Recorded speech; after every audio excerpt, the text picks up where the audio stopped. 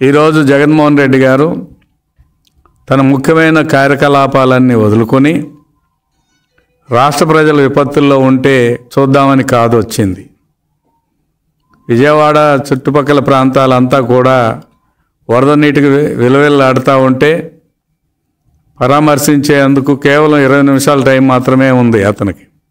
అదేవిధంగా ఉత్తరాంధ్ర అంతా కూడా వణికిపోతూ ఉంటే ఏలేరు కాలువ ద్వారా జరిగిన నష్టం గురించి రాష్ట్ర ప్రభుత్వం ప్రజలందరూ ఆలోచిస్తుంటే ఆయన వచ్చిన ముఖ్యమైన పర్పస్ ఏంటంటే ఆయన అక్రమాల్లో భాగస్వామి అయిన నందిగం సురేష్ను పరామర్శించడం. ములాఖాత్ పేరుతో గుంటూరు వచ్చి నందిగం సురేష్ మాజీ ఎంపీ గారు బాపట్ల వారిని పరామర్శించడమే చాలా ముఖ్యమైన ఎజెండాగా ఈ రాష్ట్రానికి బెంగళూరు నుంచి పనిగట్టుకొని వచ్చారు. ఒక పక్క ముఖ్యమంత్రి గారు 10 రోజులుగా అవిశ్రాంతంగా వరద ప్రాంతాలన్నీ కూడా సందర్శించి ప్రజలను ఆదుకొని ధైర్యాన్ని కల్పించి సహాయం చేస్తూ ఉంటే ఆ రోజున జగన్మోహన్ రెడ్డి గారికి ప్రతిపక్ష నాయకుడు హోదా కావాలి, కానీ ప్రతిపక్ష నాయకుడు నిర్వహించాల్సిన పాత్రల గురించి కూడా ఏమాత్రము ఇది లేదు. ఇవన్నీ పరిశీలిస్తే ఇప్పుడు ఇటీవల వచ్చిన అంశాలకు ఒకసారి చూద్దాం.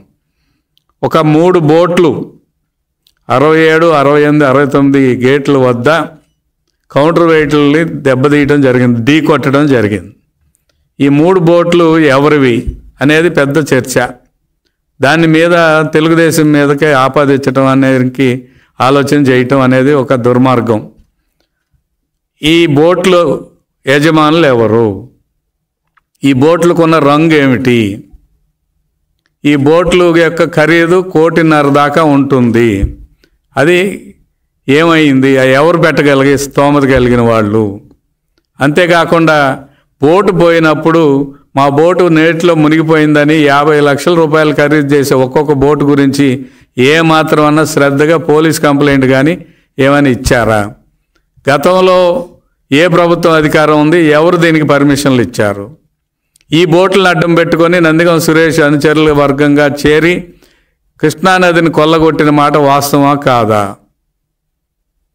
కరెక్టా కాదా? ఈ బోటు యజమానులు 3 బోట్లు ఒకరే యజమానులుగా ఉన్నారు. ఇద్దరు పేర్లు బయటకు వచ్చినాయి ఎంక్వైరీలో. ఒకళ్ళు రామ్మోహన్, కోమటి రామ్మోహన్. ఎవరు ఈ రామ్మోహన్? తలసిల రఘురాం మేనల్లుడు అవునా కాదా? కుషాద్రి ఎవరు?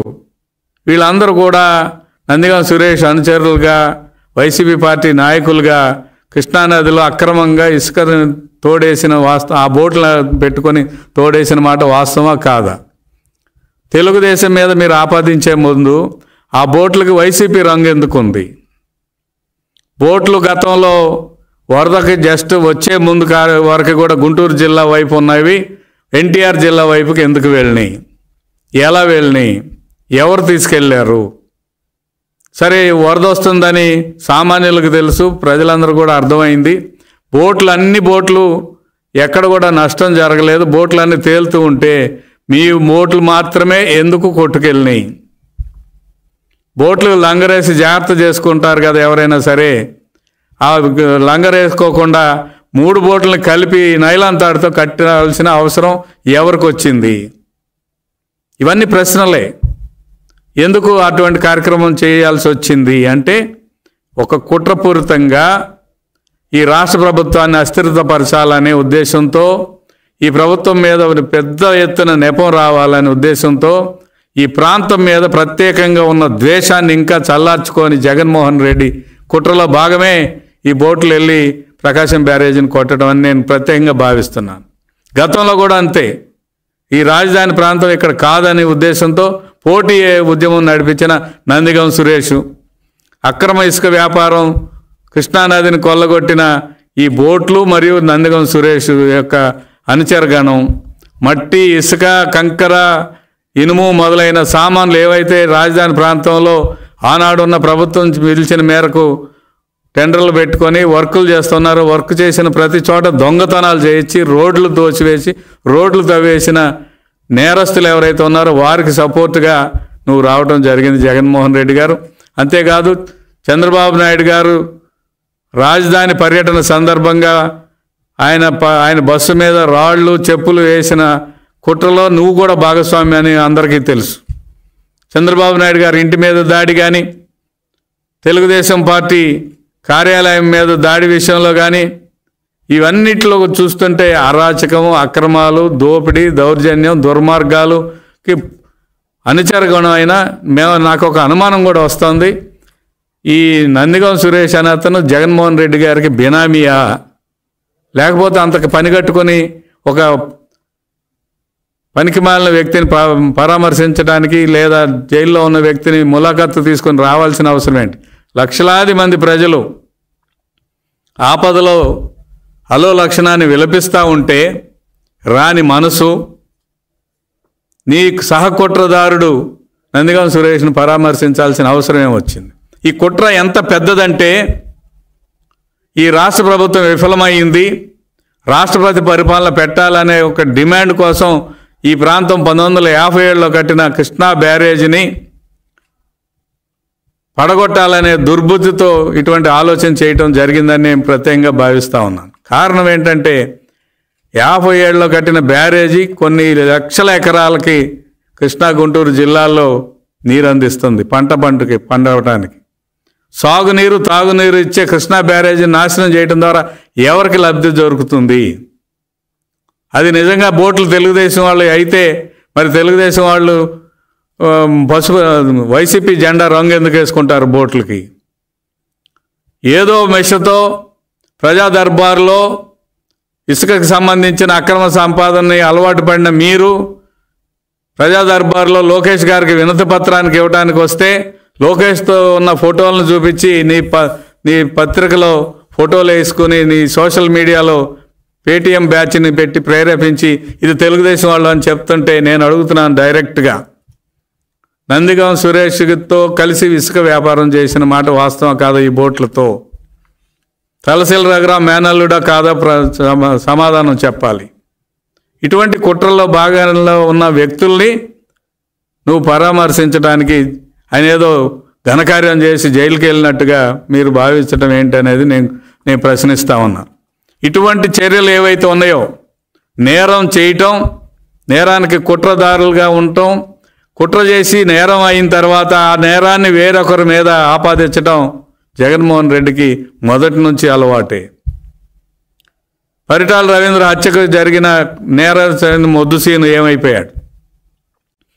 ఎవరి కళ్ళల్లో ఆనందం చూడటానికి కోసం చంపానని చెప్పాడు. ఇవన్నీ వరుసనే ఒక్కొక్కటి చూసుకుంటూ వస్తే స్పష్టంగా అర్థమవుతుంది. అన్నిటికంటే హైలైట్ ఏంటంటే బాబాయ్ హత్య. దానికంటే ముందు కోడికత్తి డ్రామా. కోడికత్తి డ్రామాలో ఉన్న సీనుకి బెయిల్ ఇవ్వటానికి అనేక సార్లు దరఖాస్తు తిరస్కరించింది కోర్టు, ఓకే. కానీ ఇతనే నన్ను పొడిచాడు అని నువ్వు వెళ్ళి ఎందుకు వాంగ్మూలం ఇవ్వలేకపోయావు కోర్టులో? ఎందుకంటే వెంటనే బెయిల్ వస్తుంది వాంగ్మూలం ఇస్తే. అప్పుడు కాదు తర్వాత ఏదో ఒక విషయం మీద వస్తుంది. కానీ కావాలని కుట్ర చేసి బెయిల్ రాకుండా 5 సంవత్సరాలు పైగా ఒక అమాయకుడైన దళితుడిని నువ్వు జైల్లో పెట్టించడానికి కారణమైనావు. నీదే కుట్ర, అది ఇందులో భాగస్వామి. తర్వాత నేను ఇందాక చెప్పాను పరిటాల రవీంద్ర, తర్వాత గులకరాయి ఇన్సిడెంట్ వరకు కూడా తునిలో జరిగిన రైలు దహనం కేసులో నీ వైసీపీ అనుచరులు ఎంతమంది ఉన్నారు? అందుకే కదా నువ్వు కేసులన్నీ విత్డ్రా చేశావు. ఆ నేరం ఎవరి మీద నెట్టావు అనేది చూసుకోవాలి. చంద్రబాబు నాయుడు గారి మీద సొంత బాబాయ్ హత్యని నెట్టిన వైనం మీ అందరినీ అర్థం చేసుకోవాలని కోరుతా ఉన్నా.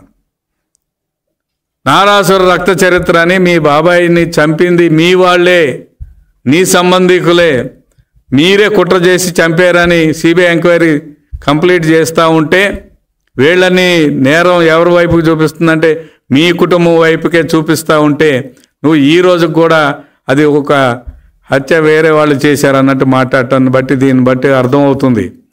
కుట్రలు చేయటం వైసీపీకి అలవాటు, జగన్మోహన్ రెడ్డికి అలవాటు.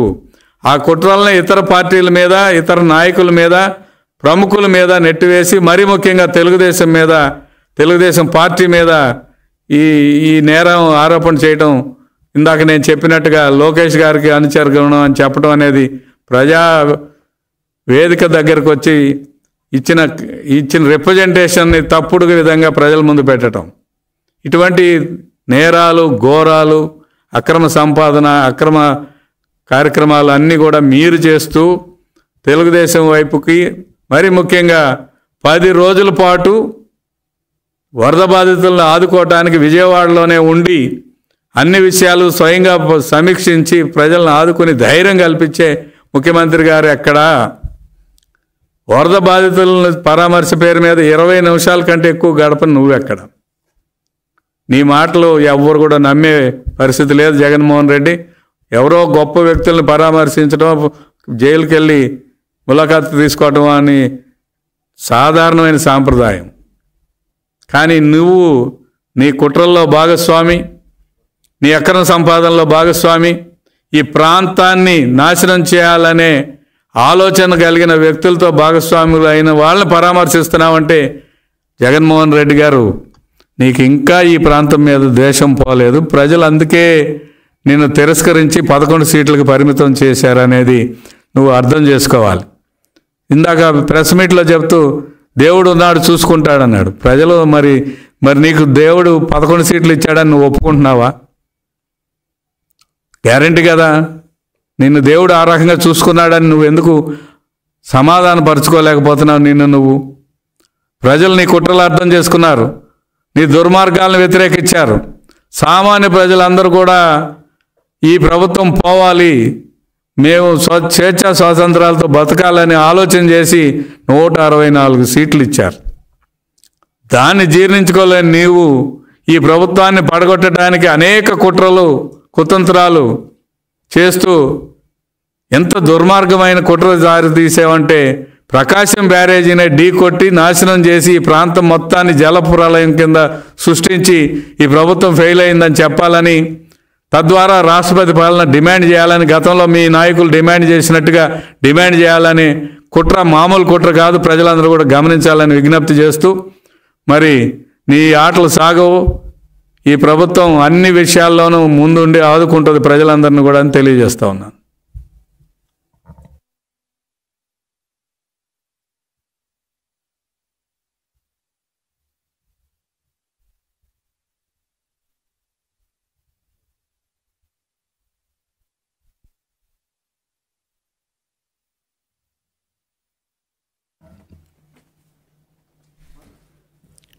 అందరికీ నమస్కారం అండి.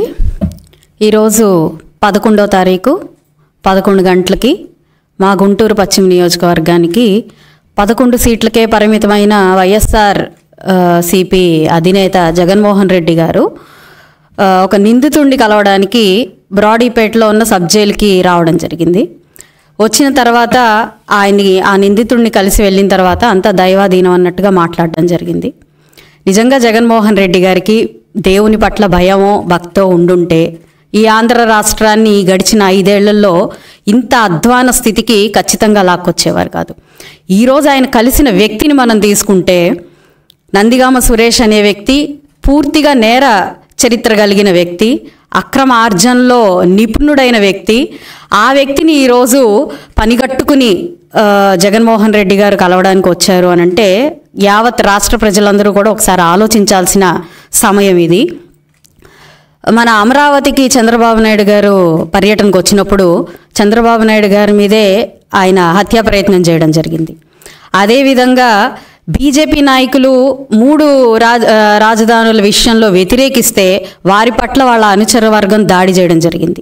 నిన్నగాక మొన్న బుడమేరు పొంగి ప్రజలందరూ భయానకమైన స్థితిలో ఉన్న బ్యారేజీని పడగొట్టే విధంగా బోట్లని అజ్జేయడం జరిగింది. ఎక్కడ చూసినా పూర్తిగా నేర చరిత్రలో మునిగిపోయిన నందిగామ సురేష్ ఆఖరికి తల్లిలాగా భావించే టీడీపీ కార్యాలయాన్ని కూడా ధ్వంసం చేసే భాగంలో ప్రధాన పాత్ర పోషించిన ఒక నిందితుడిని ఈరోజు పనిగట్టుకొని జగన్మోహన్ రెడ్డి పరామర్శించడానికి వచ్చారు అంటే ఒక నిందితుడు ఇంకొక నిందితుడికి ఆసరాగా బాసటగా ఈరోజు నేనున్నాను అని చెప్పడానికి వచ్చారా అన్నట్టుగా మనకి కనిపిస్తూ ఉంది. అదేవిధంగా జగన్మోహన్ రెడ్డి గారి కుట్రపూరితమైన మనస్తత్వం చూస్తే ఏ అంశాన్నైనా కూడా బురద జల్లే ప్రయత్నం తప్ప ఒక రెస్పాన్సిబిలిటీతో బాధ్యతాయుతంగా ప్రజల పట్ల ప్రేమగా ఉన్న వ్యవహారం కానివ్వండి, మాట శైలి కానివ్వండి లేదు. అంతటి వరదలో కూరుకుపోయి వచ్చిన ప్రజల్ని పరామర్శించే భాగం కాకుండా వారికి ఏం అందించాలో ఒక ప్రయత్నం కూడా చేయకుండా ఇది కేవలం బురద, ఈ గేట్లు ఎత్తేశారు, బుడమేరు వాగు ఈ గేట్లు ఎత్తేయడం వల్ల ఇంతటి విపత్తు జరిగింది, కేవలం చంద్రబాబు నాయుడు గారి వల్లే ఇంత వరద వచ్చింది అని చెప్పి అర్థం లేని అవాంఛనీయ మనకి అనుచిత వ్యాఖ్యల్ని చేసి వెళ్ళడం జరిగింది. అంటే ఎక్కడ ఏ ఛాన్స్ దొరికితే ఆ ఛాన్స్కి బురద జల్లే ప్రయత్నం తప్ప మరొక ఆలోచన కానీ అవగాహన కానీ ఎట్టి పరిస్థితుల్లో లేని ఒక ముఖ్యమంత్రిని మనం 5 ఏళ్లలో చూసాము. రాష్ట్ర అదృష్టము, భగవంతుడి ఆశీర్వాదం వల్ల ఇలాంటి ఒక అసమర్థ అవివేకి అయిన ఒక రాజకీయ నాయకుడిని మనం వదిలించుకోగలిగాము. ఇప్పటికైనా కనువిప్పు కలగకుండా ప్రజలకి ఆదరణగా అండగా ఇంత విపత్తులో విజయవాడ ప్రజలందరూ ఉంటే, చంద్రబాబు నాయుడు గారు 10 రోజుల నుంచి ఒకే ప్రాంతంలో ఉండి తిరిగిన ప్రాంతం తిరగకుండా ఎఫెక్ట్ అయిన ప్రతి ఏరియాని ఆయన స్వయంగా పరిశీలిస్తూ ఉంటే, ఆయన ప్రాణాలకు కూడా అడ్డుపెట్టి ఆయన ఆరోగ్యాన్ని కూడా లెక్క చేయకుండా ఈరోజు తిరుగుతూ ఉంటే, కనీస బాధ్యతగా మరి మాజీ ముఖ్యమంత్రి హోదాలో వెలిగిన ఒక జగన్మోహన్ రెడ్డి ప్రజల యొక్క బాధ్యతగా నేనున్నాను, మీకు ఏం కావాలి అని కనీసం ఆయన అనుచర వర్గానికైనా బాసటగా ఉండకుండా, ఈరోజు ఆయనకు ఓట్లేసి గెలిపించిన ప్రజలకు కూడా ఆసరాగా ఉండకుండా మరీ ఒక నిందారోపణలు చేయడము, ప్రజల్ని మరీ ఒకసారి మభ్యపెట్టే ప్రయత్నం చేయడము, దానికి మళ్ళీ విఫలం అవ్వడము, ఇలాంటివన్నీ చూస్తూ వచ్చాం. మరి నందిగామ సురేష్ అనే వ్యక్తికి ఆయన ఈరోజు బాస్టాగా వచ్చి ఆయన కలిసి ములాఖత్లో భాగంగా కలవడానికి మనం ఏమని అర్థం చేసుకోవాలో ప్రజలందరూ ఒకసారి అర్థం చేసుకోవాలి.